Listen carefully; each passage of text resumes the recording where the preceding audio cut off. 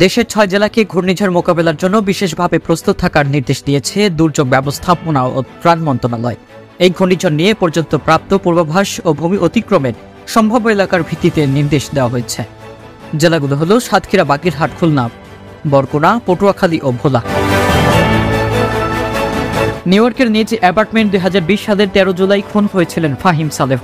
ওই ঘটনায় গ্রেপ্তার হওয়া তার ব্যক্তিগত সহকারী টাইরেস হ্যাসপিলের আইনজীবীরা বলেছেন, সালেহর হাজার হাজার ডলার তছরূপ করার পর সেই ঘটনা লুকাতেই তিনি ওই হত্যাকাণ্ড ঘটান।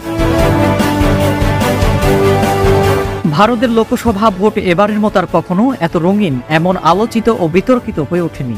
শাসক দল ও বিরোধীদের মধ্যে আশার পেন্ডুলাপও আগে কখনো এভাবে দোদুল্যমান হয়নি।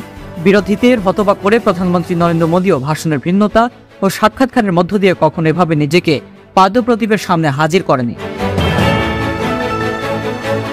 বেনিয়ামিন নেতানিয়াহুর ইসরায়েলকে কেউ থামাতে পারছে না। গাজায় নির্বিচারে হত্যাযজ্ঞ চালিয়েই যাচ্ছে একের পর এক।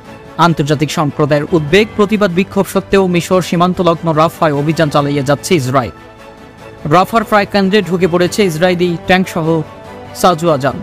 আগেই রাফা থেকে ফিলিস্তিনিদের সরে যাওয়ার নির্দেশ দিয়েছে ইসরায়েলি বাহিনী, যদিও গাজায় নিরাপদ আশ্রয় বলতে কোনো স্থান নেই।